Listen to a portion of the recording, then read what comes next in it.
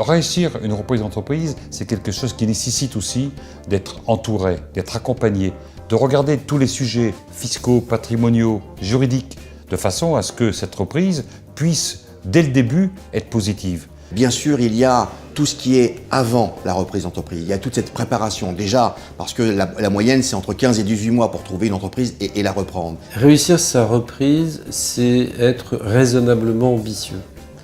Ne pas perdre de vue que plus de 90% des entreprises françaises sont des entreprises de moins de 20 salariés et que même près de 85% ont moins de 10 salariés. Donc mieux vaut chercher ce qui existe que définitivement perdre son temps à chercher ce qui n'existe pas. Beaucoup de repreneurs partent dans une logique de réussir à tout prix, d'acquérir à tout prix. Pour eux, le succès, c'est la signature, l'acquisition. Non, ça sera demain le succès.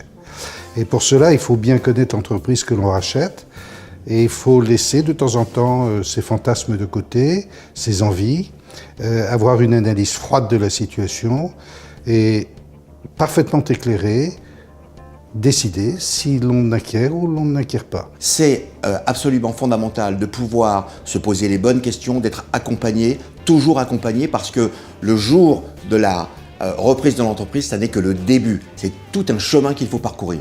C'est un investissement personnel, très important. Quand on reprend une entreprise, c'est un investissement pour apporter des nouvelles idées, sans remettre en cause les acquis, les fondamentaux de l'entreprise. C'est souvent l'aspect patrimonial qui nous préoccupe.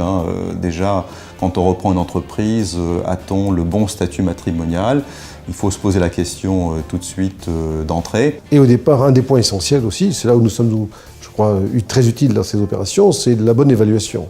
Combien vaut le projet et qu'est-ce qu'il peut valoir par rapport à l'apport éventuel du repreneur ?